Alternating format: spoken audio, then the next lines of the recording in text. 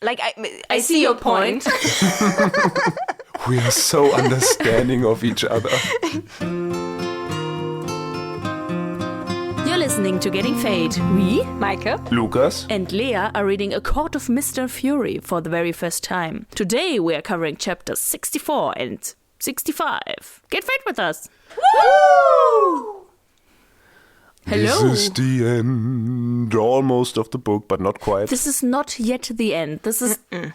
Are we gonna drop it here? Is this the penultimate episode?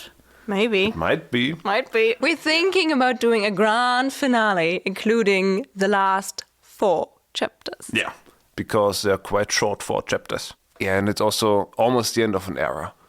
And Error. Why is it the end of an era? because we're nearing the end of the book. Oh, okay. But why are we Obviously. already talking about the end of this book? The book's not over and these chapters are amazing. Because, yeah, I know you have a lot to talk about, but I want to take this moment to thank everyone who's been on this journey with us.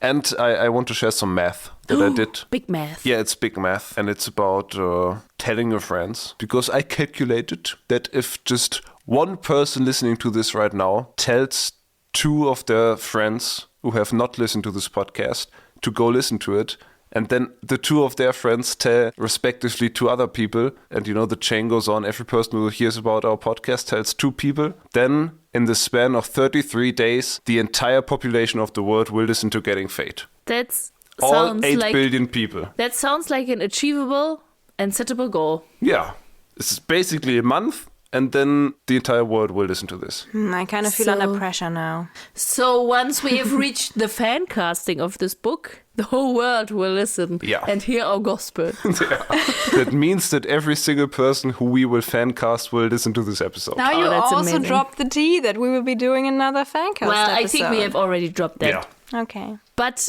well, if in a month the whole population of this planet is listening to this, then we should head straight forward because they should be satisfied by what they're hearing. So who wants to give me a little recap of what happened before? Heist, baby. Heist. Yes, we infiltrated Highburn. The Highburn heist. Castle. The Heistburn. I guess. Heistburn.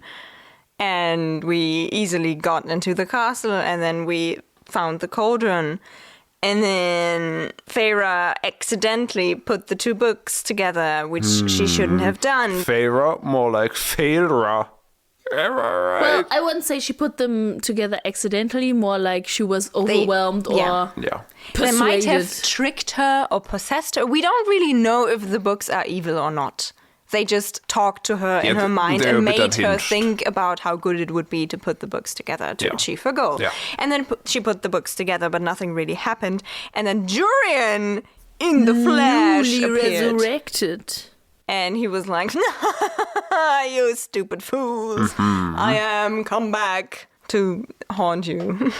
Yep. Yeah, then the King of Highburn appears and is like, that was a trap. The important thing is they don't even fight because Ezreal is shot. That happens after the King of Highburn. But yes, Oh. they don't fight because yeah. someone shoots. I think Jurian The shoots important Ezreal. thing is someone shoots Ezreal, Someone and that's shoots not That's Ezreal. very okay. important, and he is poisoned right now. They shoot him in the heart, and Yeah. the King of Highburn has like an antidote, but he can also like magically influence the poison Yeah, to it's make it not like kill him faster or kill him less Yeah. faster. I don't know. And also the entire Wang is like under an anti-magic spell. And then Rysand appears and is like, oh no, hello. And he pockets the book. He takes the book from Feyre and he now has the book and no one knows, I think. Yeah.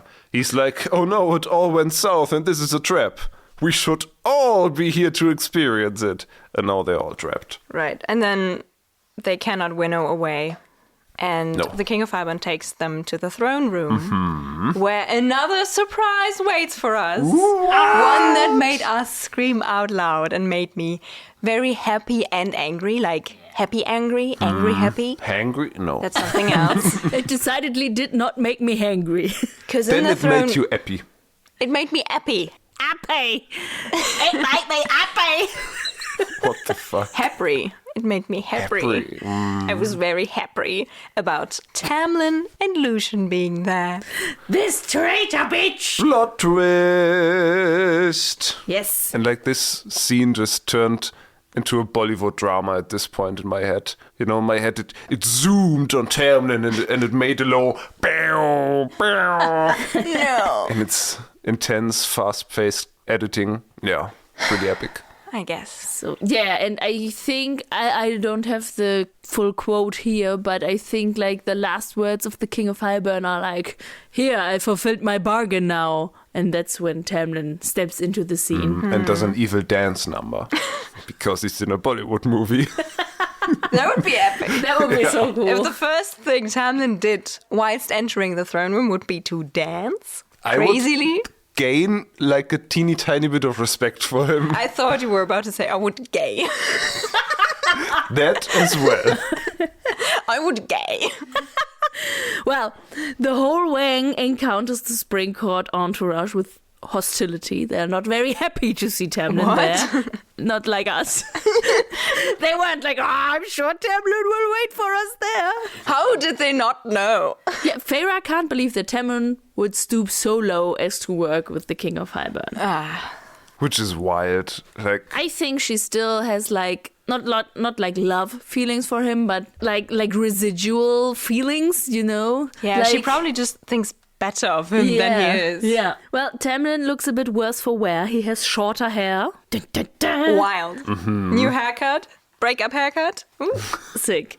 And he wears his classic bandolier of knives. Okay, going back to the hair. I need to talk about the hair. How long do you think his hair is now? Honestly, like, I would think, like, in a depressive episode, you would stop cutting your hair. yeah, but I think he like went into Highburn collaboration mode and into war mode, and then, you know, for utility cut it. But it doesn't seem to me like he's wearing like a military buzz cut or something. Nah, in my head, to answer your question, Meike, it's like chin length. Okay. A bob? The bisexual bob? Yeah. Okay, for me it's like shoulder length. But like What? How long was it for you before? very long. Okay. In my For mind, me it he was has like... like Legolas hair. I think he has very long hair. In my mind, he had like about shoulder length, maybe a bit Yeah. longer. Okay. Mine No. too. For me he was like very long haired and now he's like shoulder length haired. In my That's mind, the shortest I can go, okay? in my mind, he has like a shaggy haircut right now. He stood there like with a knife and Or maybe cut Lucian did it. Nah, like with one eye. Oh, I'm sorry, my lord. I'm butchering this. I need this cut. I need to cleanse myself. But speaking of knives, we know like Tamlin always wears his bandolier of knives. But now Feyre has gotten to know this world and recognizes these knives as Illyrian blades. Why does he have Illyrian blades? Is it still like he hung out with Rysand and was like, we are war buddies now, and this is maybe that's when he learned to fight with knives? I don't know. I think that maybe just some Illyrians maybe turned on Rysand and are in cahoots with the whole Highburn Tamlin gang. So you don't think he has always worn Illyrian knives? I almost think that maybe Feyre would have noticed that and was like, oh, these blades look like Tamlin's blades. I think he has always worn Illyrian blades, and now she can recognize them. Agree to disagree. Okay. Well, the first thing Tamlin says to the king is, "You have my word." So he did trade something. At this point, we don't know what it is. But we learn that it is exactly what we predicted. Because the king says, I give you over, you meaning Feyre, and he agrees to let my forces enter Prythian through his territory. I was honestly a bit disappointed. Like, I'm glad that we're so intelligent, but I thought, I made a whole deal of the bargain thing in last chapter. So I was kind of like expecting something grander. Well, but now it's just like what we already suspected. It is what we already suspected, but as this chapter goes along, like we learn more and more parts that are of this bargain. Like this is a very intricate bargain with several moving parts. Yeah, but the important part is that we were right. Yes. And he also says they will like base their... They use it as a base. Yeah. Which They makes based sense. their base in Basian, I mean because- Prythian. Because they do want to like destroy the wall, and Springcourt like borders the wall. Yeah, I mean, Springcourt is just perfect. It has both sea borders, so they can cross to the continent. It has the wall. It has everything. The King of Heaven is so lucky Tamlin is such a weak individual. Like, imagine if someone else was living in Springcourt and did not have a bad breakup and is now petty enough to work with the evil guy. It wouldn't have been so easy for him. It's all orchestrated. More importantly, Lucien does look ashamed. I was like, okay, at least he has the decency to look ashamed. Good on him. But like Tamlin is absolutely delulu and orders Feyre to come to him, which she obviously doesn't obey. You know, I kind of like the way this relationship is starting to like play out in the narrative, because the way Feyre thinks about Tamlin, when she's like, well, I'm looking at this man I once actually loved. Like, she's not like, I was blinded or something. She's like, yeah, I loved him. And then I didn't. And now I'm sort of starting to hate him. That just feels like sort of like a deeply emotional storyline of someone who like got out of a toxic relationship. Yeah. And I think it's really cool that we still have Tamlin in it. Like that he's not just the gone guy, but that it's like there's a confrontation and hopefully a good one. Like one that makes Feyre better in the situation. And the way he acts in these chapters is really like, she's like, I really had hope for you, not like for us to come back together, but like, you know, we could just be acquaintances, you know? Right. But no, he just is an absolute asshole. Right, for him to be like, I'm taking you home, just shows so easily that he does not understand. Yeah. Like, she she sent him letters. She, you know, he sees her, and yet he does not understand that this is not his wife anymore. Yeah, he's not even like, will you come home with me? Please, milady. Pretty place. But he phrases it like an order. Yeah. But I like that Feyre does not take his shit and is like, no. Like, I mean, half a book ago she was like, to avoid war, I will go back to Tamlin if that's what I have to do. And here she's just like, fuck you. Yeah. I like it. I do like it.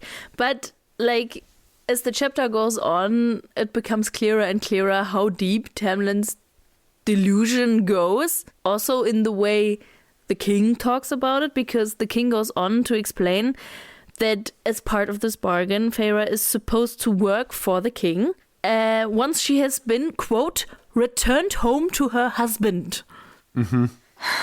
Just a reminder for those people who might not remember, they did not marry. Yeah, and that just goes to show, like, the fact that Tamlin includes in his bargain what Feyre will do just shows that he thinks of her as his property. Yeah, but what I thought in this moment, like the last time they were together, he was kind of like in denial about her powers, and that now he puts her powers as part of this bargain, implies that like he acknowledges that she has powers and like is able to use them to some extent. This is not to mean that he like as and like, oh, he grew or something, but like it shows like his delusion. Like when it suits him, he's like, yeah, okay, sure, you go use her powers or something. Yeah. Very icky. I was mad at him, but like it was a good mad. Like I was mad. Like the story worked well, and so I was mad. It's a mad that makes sense. Yeah, I'm mad at Tom. Tom? Yeah, my handwriting is kind of bad, and my notes often read like, Tom is a piece of shit. Then I'm like, who's Tom? Oh, wait, it's Tam. Fucking Thomas. Wasn't Thomas like the hunter boy? Thomas Mandray, right? He wasn't a hunter, he was the woodcutter's son. The and one also who like wanted a to little marry mafia Nesta. boss. Yeah. At this point, Lucien's face pales as he glances between Rysand and Feyre. And he's like trying to appease Tamlin a little bit. And like, do you think it's just like, hey, keep calm, bro, let's get this done? Or do you think there's more behind it? I think Lucien is not as stupid as he might sometimes appear. Like, I think he understands the situation even better than Tamlin does, because Tamlin's so delusional. I don't think Lucien's delusional. Delulu. Lulu is Delulu. Lulu is not Delulu. But I don't know. In this situation, it makes sense that he's not outright like, oh no, leave Feyre alone, blah, blah, blah. But I think it's brewing.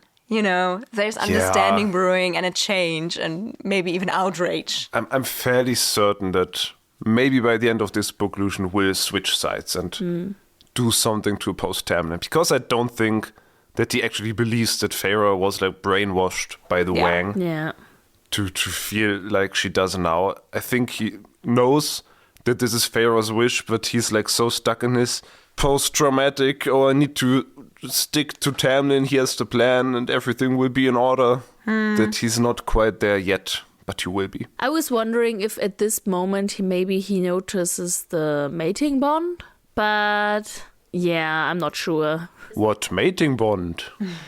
Oh, the one. Yeah. The one, the only one that is there. Who else would be mated, huh? The king of Hybern and Jurien. That's So why they sweet. work together. Well, at this point, Feyre clearly states again that she won't go with Tamlin. But there's yet another part of this bargain. This bargain is quite complex. You know Must what be I a mean? long ass tattoo. You know what I mean with this Bollywood drama style? It's like, ooh, reveal, oh, another reveal. Oh, what's that? Oh, new people arrive. We should just cast Shah Rukh Khan as the king of Hybern. Nice. I don't know what that is. He's like a big Bollywood actor. I once had a very short Bollywood phase. I think I was like 16, 17, and the big sister of one of my friends, she's huge on Bollywood, and we'd spend like a lot of afternoons and evenings with her just watching Bollywood stuff. It was very fun. Yeah, but what I heard is that like you can't compare Shah Rukh Khan to any star because he's bigger. Like you can't like explain his aura apparently. Like you can't say like he's Tom Cruise or I don't know what other superstars there are. Maybe Tom Cruise isn't like the best example. Well, I guess he's big. I don't know. He's not tall. Small man. Yeah. Where were we? Yes, there was another part to this bargain because the king has promised to undo the bargain that Feyre and Rysand have struck. I was so confused in the first second because I can't believe it's still about this OG bargain. Yeah. I was, for a moment, I was like, what are they talking about? And I was like, oh, when the King of Hybern was like, well, Tamlin can't have his wife run off to another man every 2 weeks. And I was like, what? It's about that? We're so into the story that I was like, this can't be about Tamlin being jealous that Feyre spends time with Rysand. And I think they do use the word bond, not mating bond, but bond. And like, I am here to break this bond between you. Yeah, my first thought was like, break the mating bond. Yeah. And I was like, oh, Same. wow. I was like, oh, you can do that? That would be very powerful, but it is not. It's just like the bond that results from the bargain. And I do think Tamlin has convinced himself that all Feyre does is because she is under the influence of this bond resulting from this bargain. And that is why... influence. Yeah, and that is why he so intentionally wants to break this bargain. And apparently that was all he did when he like went away. He says every time he like went on a secret mission and didn't tell Feyre what he was doing, he was like searching for a way to break the bond between Feyre and Rysand. Also, like, why can't you tell her that? Right, why make it a secret? Like, it's not... Like, in the beginning of their relationship, this was, like, not a hot topic. Yeah, she was glad she didn't yeah. have to go to Rysand. Like, he didn't cash in the bargain in the beginning. Yeah. Weird. But the way Tamlin. he says it, Tamlin is a hurt little boy, and he says, I was looking for a way to get you free, and you left. Boo-hoo. Mm-hmm. Boo-hoo, little boy. He's such an incel. He shouldn't have imprisoned her if he wanted her to be free. And Feyre does say that. She spits back, I left because I was going to die in that house. And like, preach! Yeah. Tell him! I like Feyre here. Yes. This is like just her completion of this character arc, basically. Yeah. Good to read. Yeah. She healed and she saw what was done to her and can now confront the perpetrator. Yeah. But I have to say I also love like the king. Yes. Because he's just there for the drama. He's so funny. His reaction almost appears as if he expected Feyre to be like, bro, no. Yeah. Like, he's like, oh, what? This isn't what you expected. She doesn't want to come home with you? Oh, no, the Jews. Yeah. It's like, he's just... Yeah, I think he just played Tamlin. Yeah. Like, I don't know who came to whom first, but at one point Tamlin was like, and then you need to help me get the love of my life back, and then I will help you. And then he was just like, yeah, deal, the love of your life, yeah. That's a good... She totally still loves you. I will help you get her back. Yeah. And just Tamlin just goes on trying to order Feyre around. And I have to say, considering the fact that Rhysand is in his frenzy, he's quite calm. Yeah. Good job. Doesn't Feyre say Rhysand tries not to move? So, like, his scent doesn't... Feyre move around and no one can smell the mating bond. Yeah, Feyre realizes he's holding back, so no one will realize the mating bond. But like that fight with Cassian is like carrying. It's moving mountains. Yeah. Thank you, Cassian. Thank you. You're the hero of this book. But yeah, it's interesting that like I've never considered it to be like an actual scent.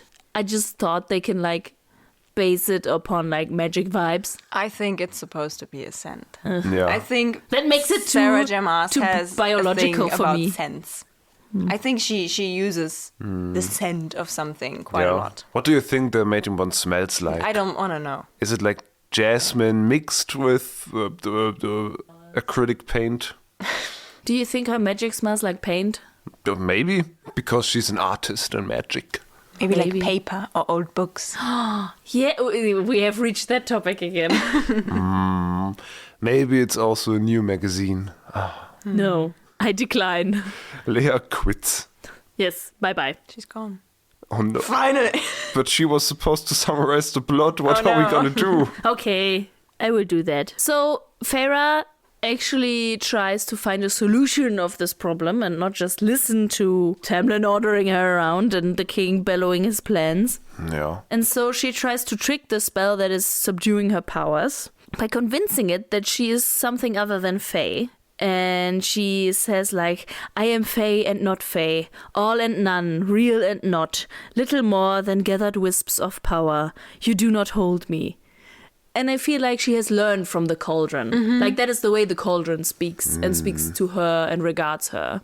I really like that. Me too. It made her seem smart. That like she recalled what she has encountered and then tries to use that for herself. She recauldroned. She's starting to become very wise. Yeah.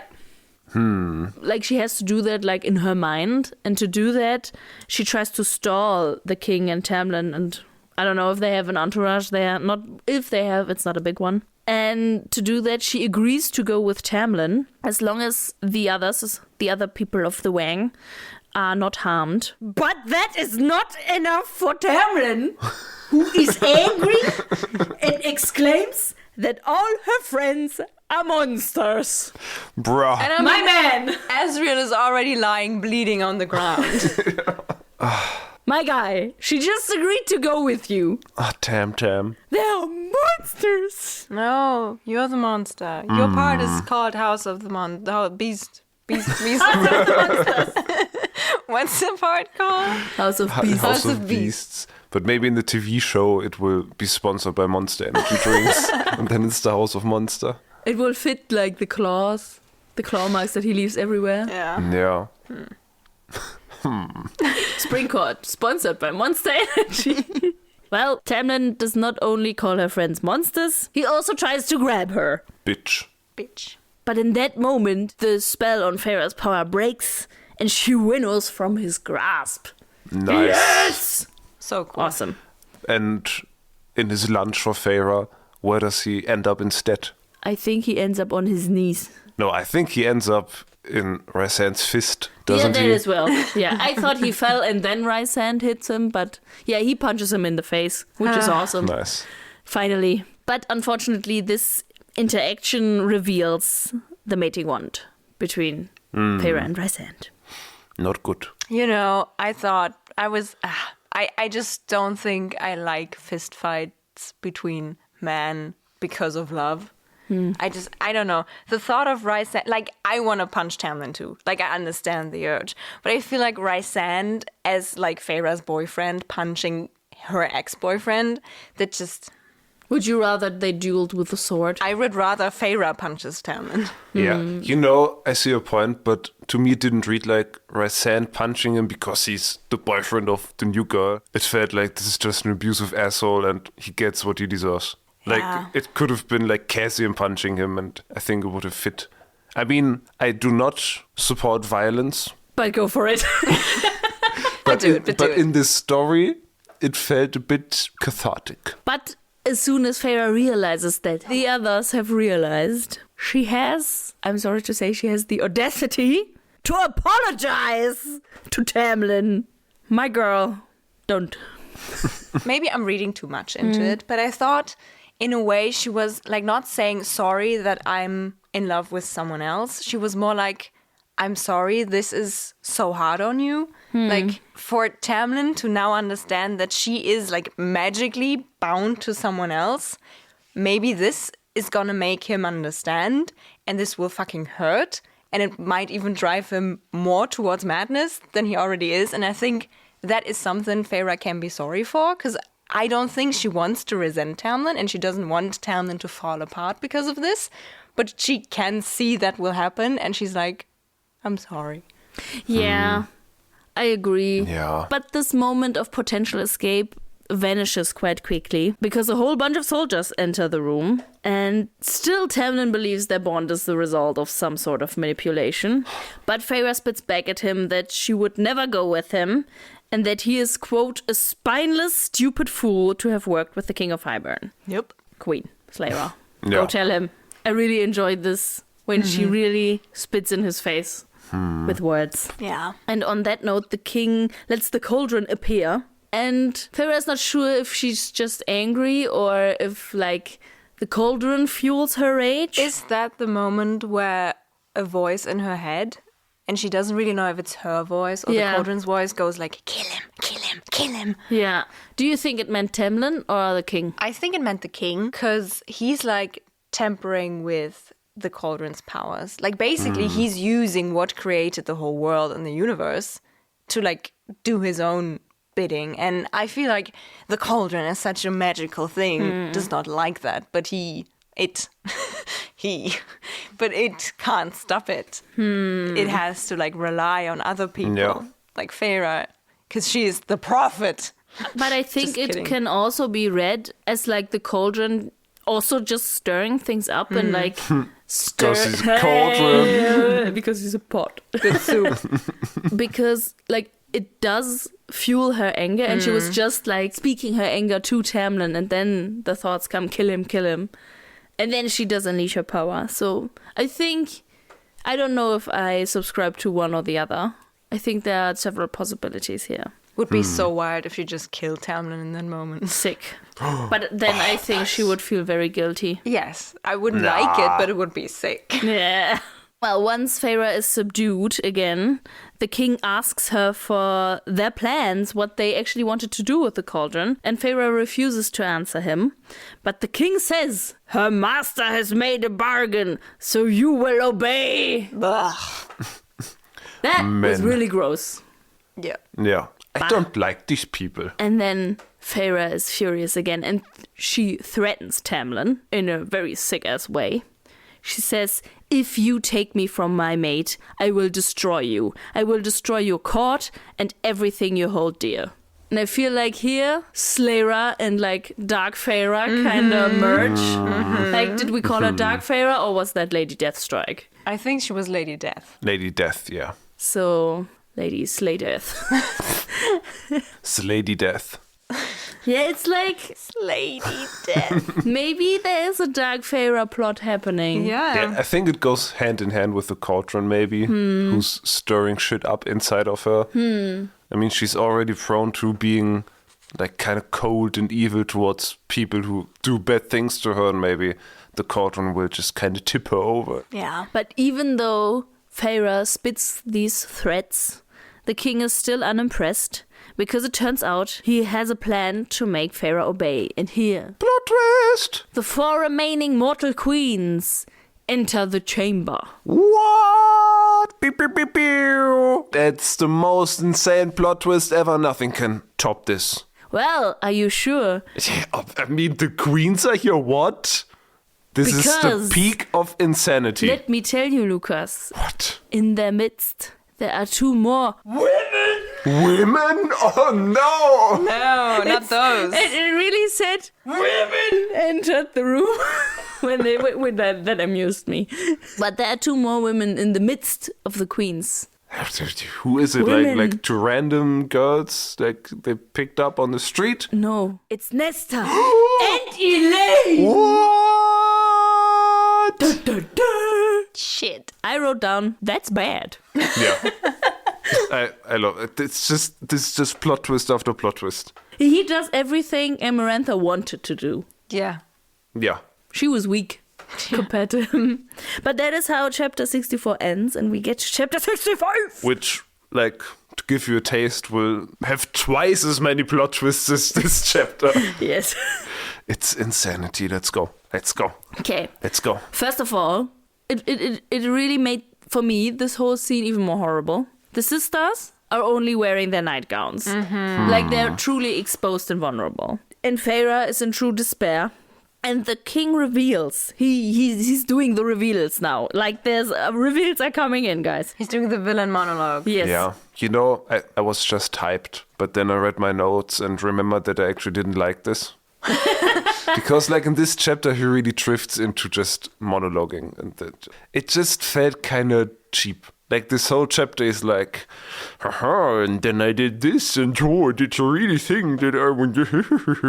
I agree. Like, I really think the king has moments of, like, epic, evil, powerful, mastermind, evil man. But the fact that, like, he enjoys Tamlin's misery so much, and he's like, hee, these were my plans, makes him seem like a little gremlin creature that's like, hey, I did this, lol, lol, lol. Mm-hmm. You know, the fact that he enjoys Tamlin's misery, like, maybe that's just relatable, but that makes him a bit more interesting, maybe, that he can, like, he enjoys the story and such, but, like, what he does here is that he just randomly reveals shit and just talks about the plot. It kind of kills the originality, I feel like. Well, speaking of the king, what does he reveal? A lot. He reveals Everything. that he had sent Jurian as a liaison to the queens. And he went there as a war hero, so they had instantly respect for him. And Jurian... He died. How is he a war hero? He got slaughtered and then put as an eye and a finger on a necklace. I think he freed some slaves. I suppose. Yeah. I mean, he died, that makes him a martyr. Yeah, true. Yeah, okay. And Jurian told them that the evil Night Court monsters were about to tell them lies of goodness to take their book away. Yeah. And that the king had no interest of ruling over them, but just wanted to work together. And as a sign of good faith, he returned their war hero and fortified their defenses. And I feel like this moment, like I read it several times and I was confused. Like, to me, the first time I read it, it seemed like he was just this like giggling creature on his throne that was like, ha ha, and then I sent him to the queens and like I totally twisted him around my finger. But like the queens were there and I was confused like about why are they going along with it? But then I realized that you could also read it like in a different way, that he's like proving his points toward the queens and like, look, I sent you, you war hero, and I fortified your castle, and that is why we are allies. Yeah. Yeah. But I mean, the queens also want something else. That is true. Those bitches. Yeah. They want those bitches. Yeah. Well, first of all, we have to speak about Feyre and how she reacts to this reveal. Yeah. Because she does not react very smartly. No. Because she threatens to kill them all. Yeah. Very dumb move. Yeah. Maybe that's the Cauldron speaking. Maybe it is, but maybe that is also a sign like Dark Feyre is winning or gaining. She's also very emotional. Yeah. I mean, her sisters are like a very... It's a good pressure point. Yeah. And she's in the frenzy as well, presumably. Maybe I hope. it hasn't been studied in women. Well, but the king immediately like uses that to beguile the queens further and to be like, look, these are the monsters. And it turns out the king has promised the queens that he would give life, so he will impregnate them all. Not. It's been a while since I read this. I almost believed you just now. That, like, giving life, it's usually like a phrase to... Was that your first thought? Where you're like, oh my God, he's gonna... No, but like I found it a curious way to say it. Like, instead I give life. I'm pregnant! Which is not speaking about birthing people, but the king... In a way... wants to give the queens eternal life. That made me so angry. Yeah. They are so high and mighty to be like, not like the Fae, and to be anti-Feyre, who is now a human turned Fae. Like, ooh, isn't that disgusting? Like, that is what they want as well. That's That is hypocrites. all they are after. They always all want eternity, and it makes me so angry. Why do they want immortality? What the fuck's this about? Especially because, like, every story about immortality is like, don't do it. It's bad. You will be depressed and suffer. That made me so angry. They are so... Yeah, they're really hypocritic bitches. Yes. But it's interesting what the king says, because of course there are risks. The transition can be ... difficult, but a strong-willed individual could survive. Yeah. And at this point, like all the pieces just fell into place and was okay. That's why Nesta is here. That's where this is going. You thought she will die? No, I thought... It just says a strong-willed individual could survive. Yeah, true. Yeah, I was like, That made okay, sense. she's gonna turn Nesta Fae. Like, I wasn't sure about Elaine, but I was like, okay, this is how we get more Nesta time in the next books. Yeah, I see your point. But we are not done with the reveals. No.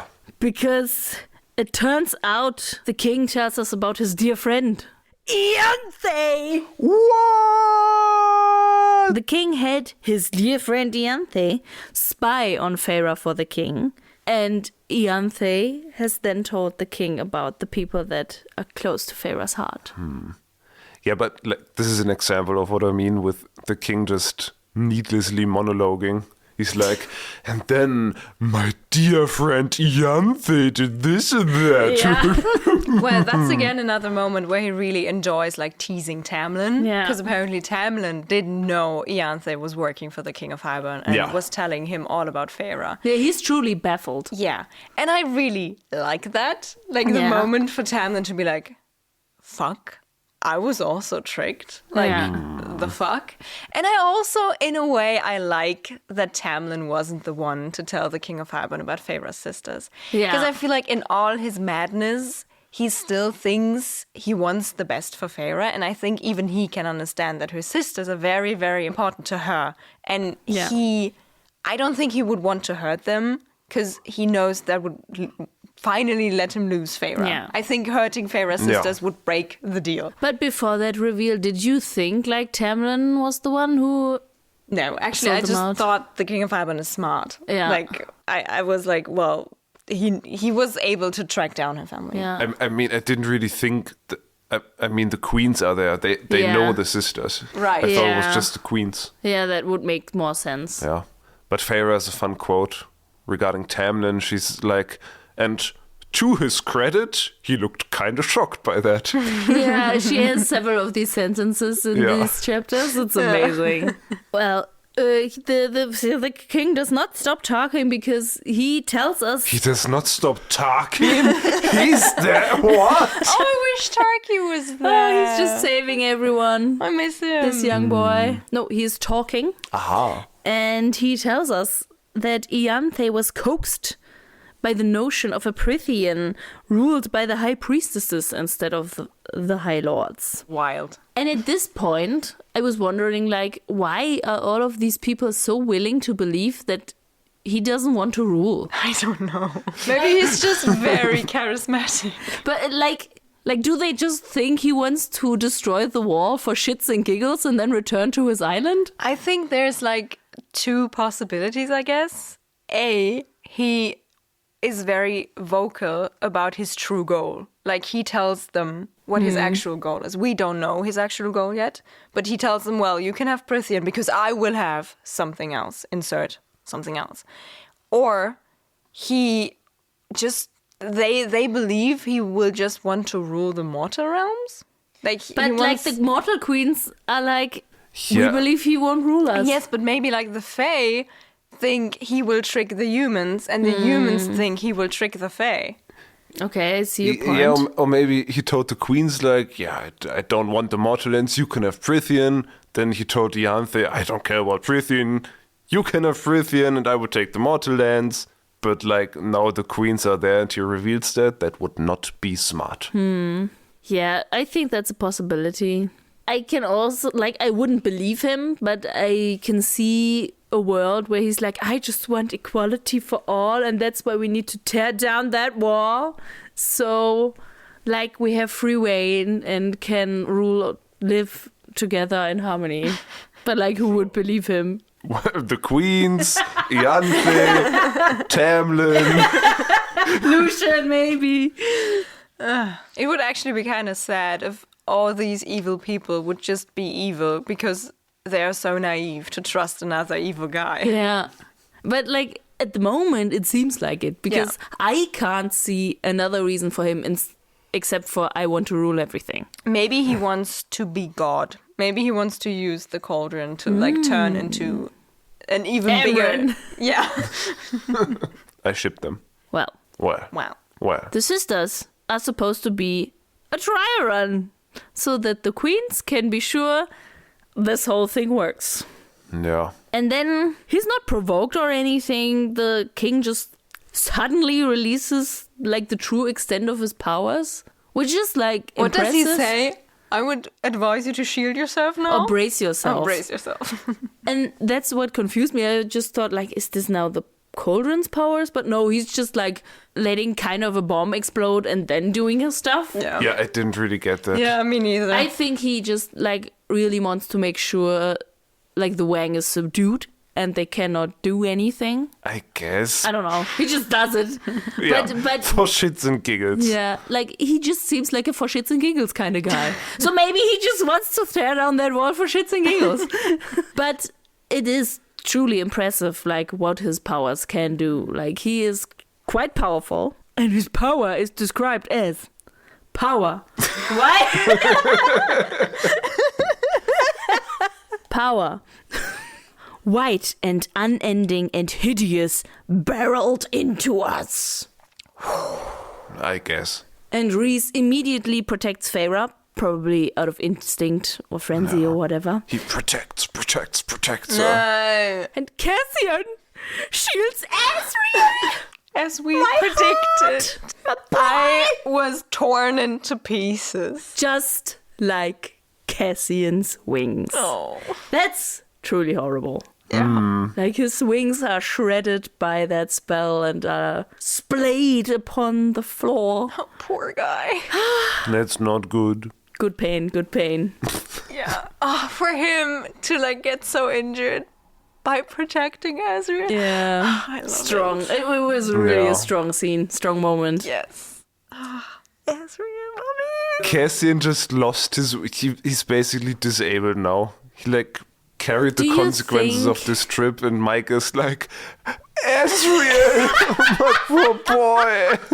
I just think it's such a tragic moment. Like, Morrigan told us that Asriel thinks so low of himself and that he's not, like, worthy of most of it. But Cassian is, like, his first instinct is to protect Asriel. Like, there is so much love. I love, like, platonic love in stories. You know, I love romances, but I also just love those two be friends.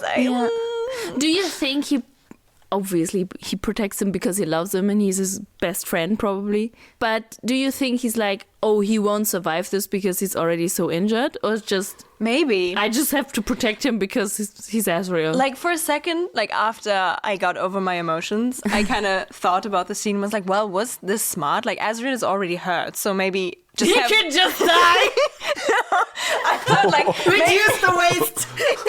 I thought, like, maybe just, like, have one injured person that is then a bit more injured. And then I thought, like, well, he is Fae, but there is, like, a deadly poison inside of him, so maybe getting hit by a huge wave of energy would kill him.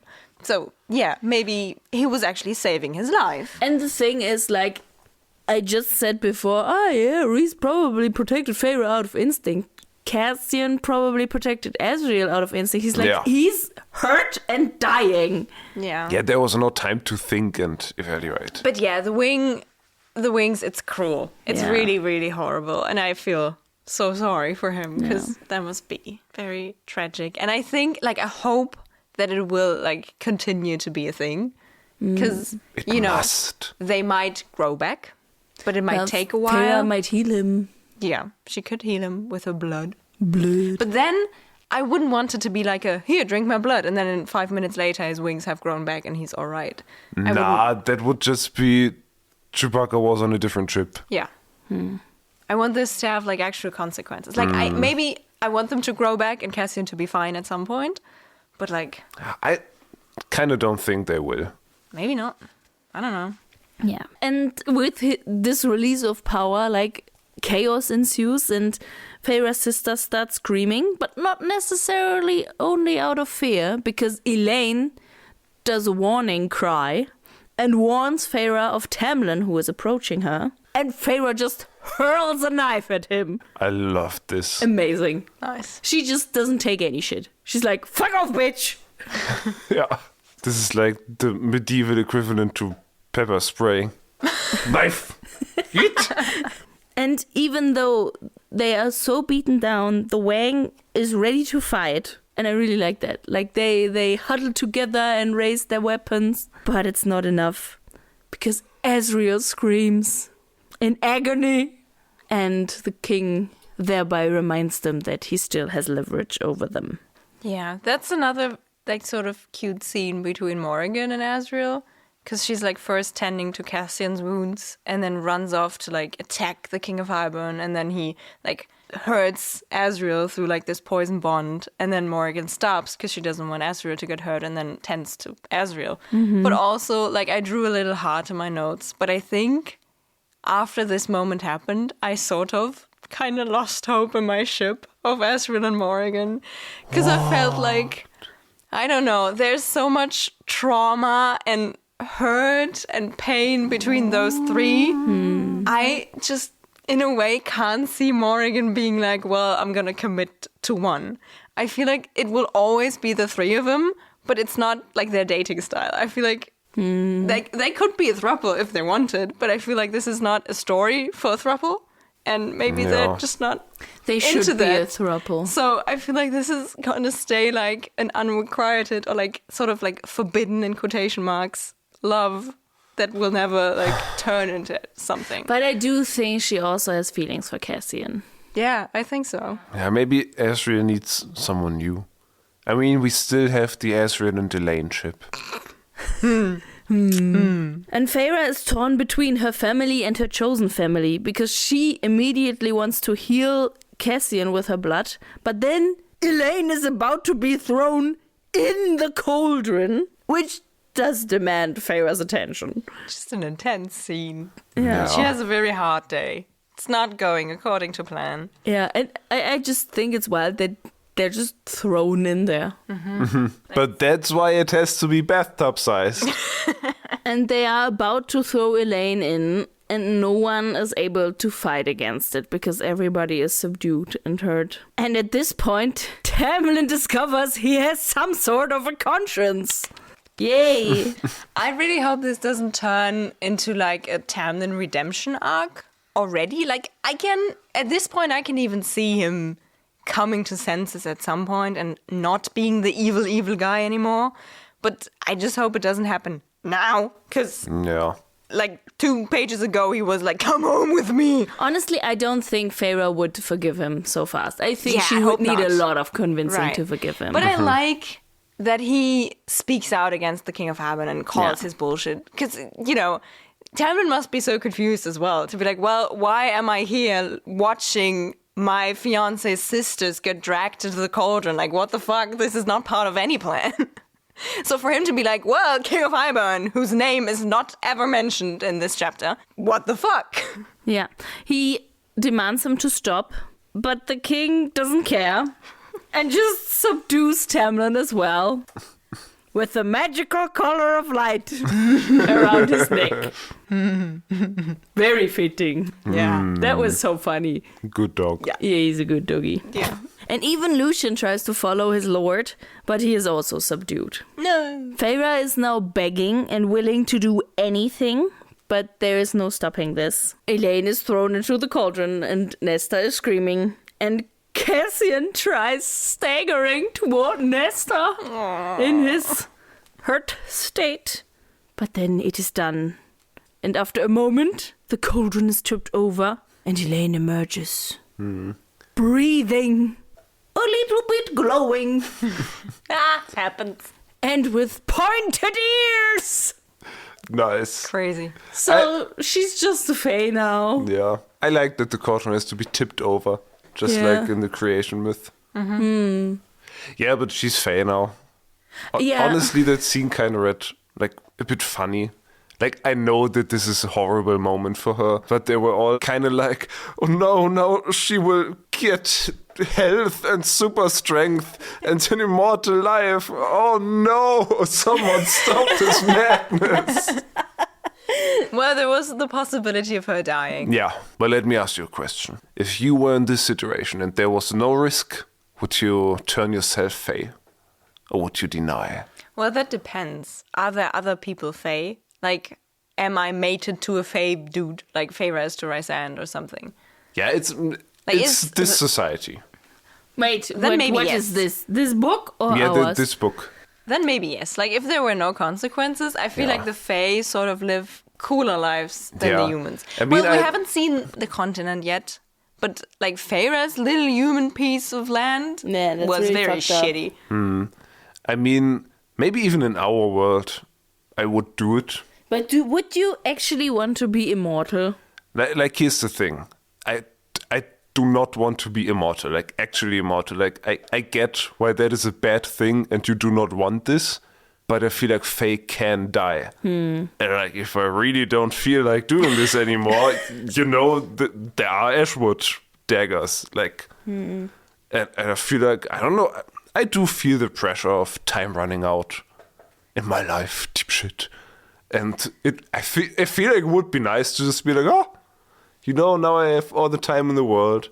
I I can mean, do if shit. there is a society around you that is also immortal and that has a life and like world order made around immortality, it could be fine. Like if I was like the only immortal person, or like the three of us would be like the only immortal people. But at least then we would have the three of us. I mean, this podcast would go on forever. Would that be so cute though? Like you would have you guys.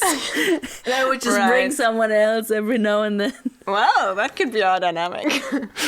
We are just mated soulmates, Mike and I, and you just bring your mortal plaything from time to time. If that's your vibe. But alas, we don't need to face this question in reality. Thank God. Thank Amren. Lucian does not thank Amren, but he is... I described it as he is moved by Elaine and her almost naked body on the floor and demands that someone should help her. Yeah. Yeah, it sounded weird when I wrote it down, but I didn't know how else to describe it. Yeah, he's pretty moved, and at this point I also I annotated in my book Illuge. Elaine and Lucian ship. That's what I thought. I thought you abbreviated illusion. No, I was like, Illuge. Illuge. yeah, I see it. Lulaine. But it's Lulaine. Lulaine is also strong. But the king does release him from his bindings and allows him to go to her. But Elaine is either afraid of him or at least doesn't want his help. And scoots away from him. But one test subject is not enough. Yeah, because we have two sisters who need to be in the sequel books. Yes, and now it's Nesta's turn. And Nesta is fighting with every fiber of her being. But it is also not enough.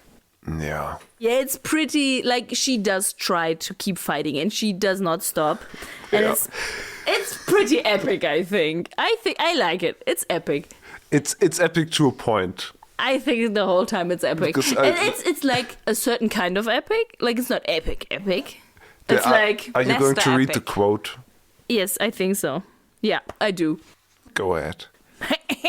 As they pushed her head down, she thrashed one last time, freeing her long, pale arm.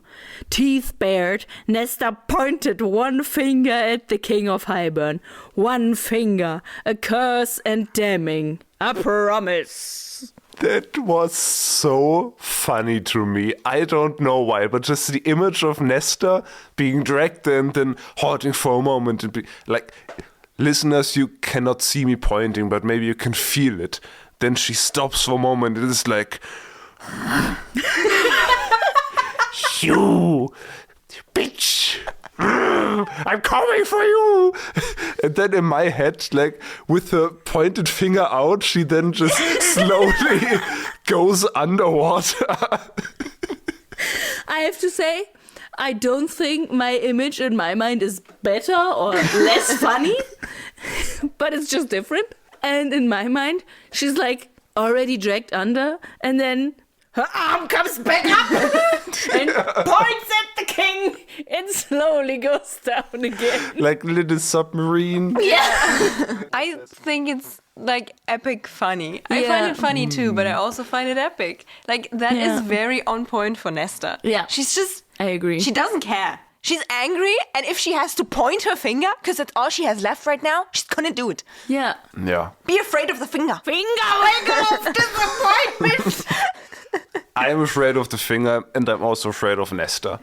I feel like, to be honest, I felt kind of like not bad, but kind of indifferent about Elaine being Fae.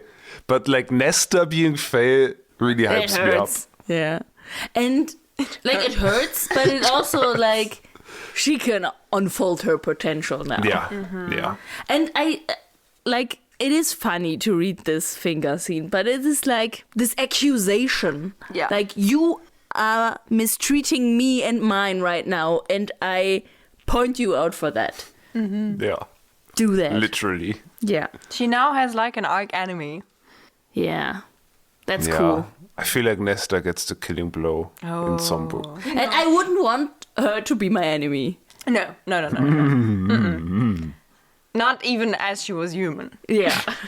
And speaking of her being human, the No more. cauldron is turned over again. And Nesta died. Bye-bye, Nesta. Well, no, actually not.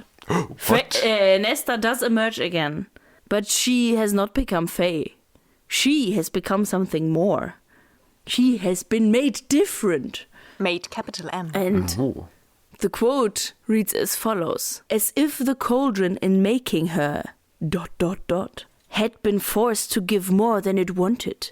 As if Nesta had fought even after she went under, and had decided that if she was to be dragged to hell, she was taking that cauldron with her. Damn. I love That's Nesta. pretty awesome. And I hope now you can see why I was a little surprised when we met Nesta. Human, normal, very stupid Nesta.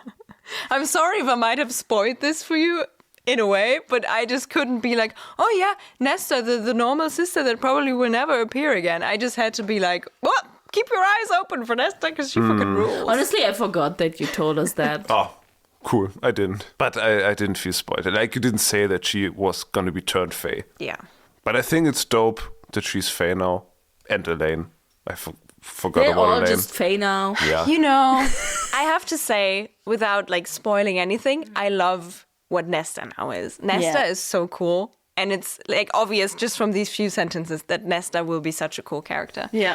But I find it kind of lazy to turn all your human characters Yes. into Fae Yes. in book 2. Like, I feel like that is just part of the deal. Like, sort of, you sign up for it if you write a book about Fae and humans sharing a world. Then you have to have human characters. And I think then your skill as an author has to be to make these human characters that are naturally not as cool and strong as interesting as like the supernatural beings, to make them cool. And I do think she has succeeded so far. Right. Like, I did think Nesta obviously was interesting, but also Elaine, I found her interesting Yeah. in the way she evolved in her human role. I'm kind of sad that now the whole Nesta becoming queen seems not as much as a possibility as it was before. Yeah. That would have been a cool storyline. Yeah, I can still see it happening. Maybe not like a mortal queen, but an immortal queen, you know. But yeah, but also like I feel like there's a bit of potential lost because the story of Feyre becoming Fae kind of has that weight of, oof, I'm gonna be immortal while my sisters age and die. And that's just like gone now.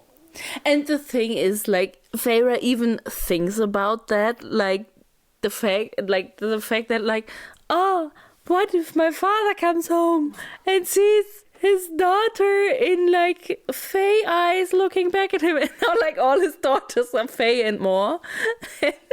Fae and more. And he's just there doing his business on the continent. They could also put him in the Cauldron. Everyone gets in the But he won't Cauldron. survive, let's be honest. Yeah, that's why I want them to put him in.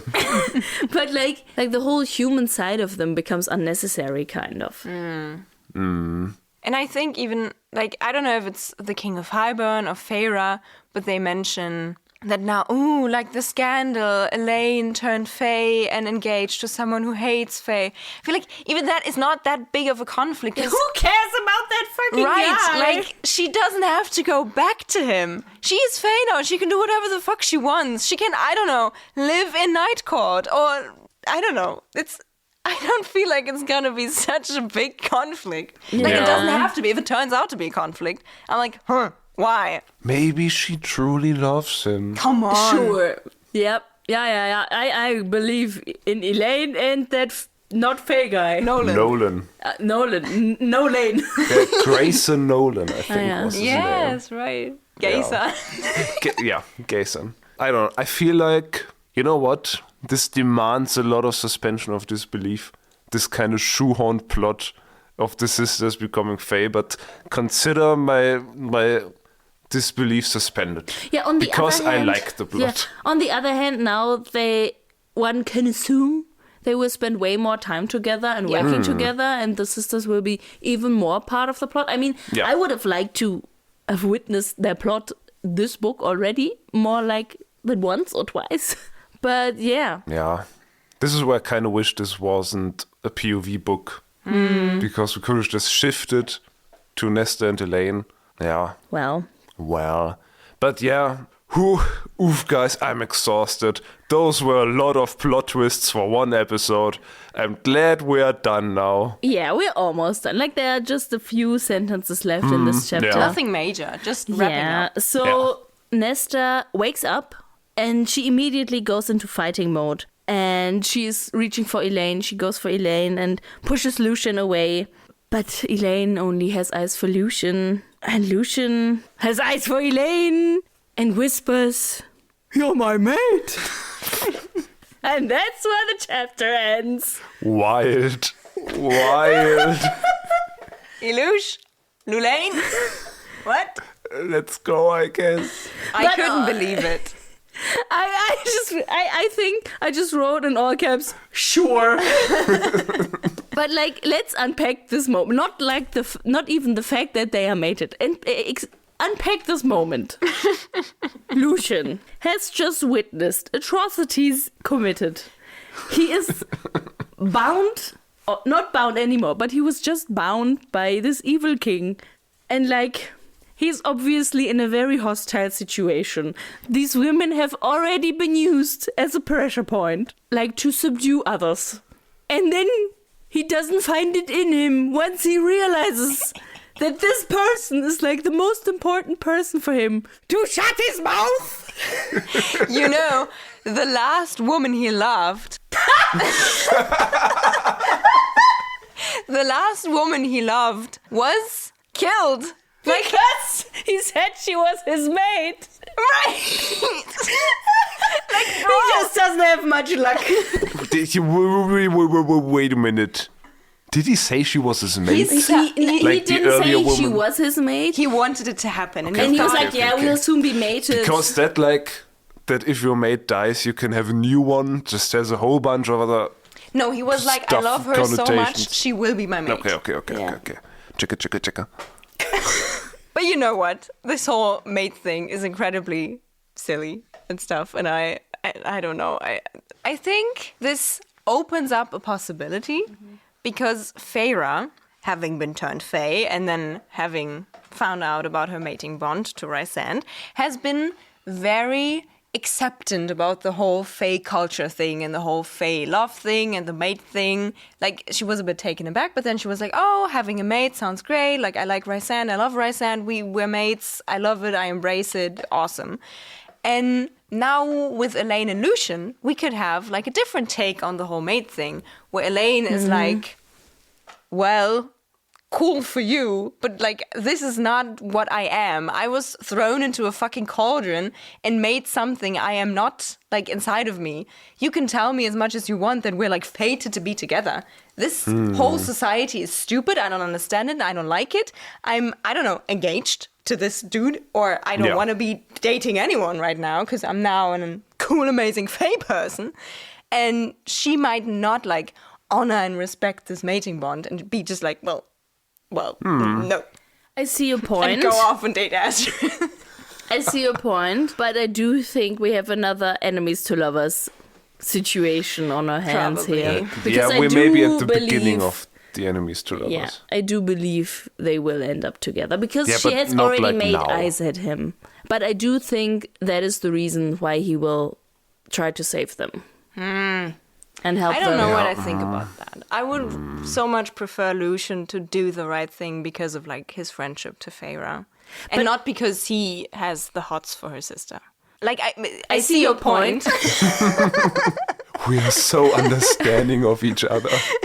Like, I think it's a very, very big possibility that will be the reason why he switches sides. I just won't like it. Yeah. But yeah, that's the end of this chapter. And that's also the end of this episode. No, it is not. How come? Because we still brought some recommendations for you guys. Stuff that you might do and enjoy while you wait for the epic conclusion. The grand finale. I'm so excited. So who wants to start? Meike? Yeah, recommendation time. Okay, sure. My recommendation is something that you could do while waiting for our next episode. It's a point-and-click adventure game called The Night of the Rabbit.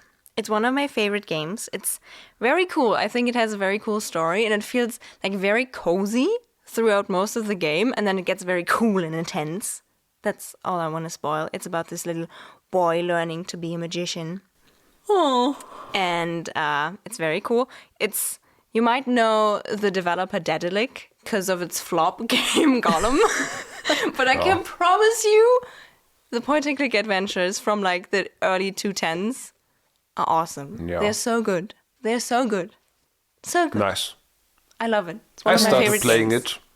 I started playing it and I can second this recommendation. That's good. Do you want to go or shall I go? I can go. Okay. I have a bit of a... it's a recommendation that can work in one way, but you can go farther with this recommendation. But I don't judge you if you choose not to. Okay. And the broader recommendation is just Rubik's cubing. Everyone knows what a Rubik's cube is. I don't need to explain it. But like that is just fun. Like learning how to solve it can be pretty fun because like you need to learn a system and remember stuff. But I also like to recommend speed cubing, which is just a process of like learning to solve it pretty fast. And I had like a phase 15 years ago or something where I actually sat down and learned that, and I remembered all the algorithms, and then I got my time down to like just under 10 seconds. The world record is like under 3 seconds. It's fucking intense.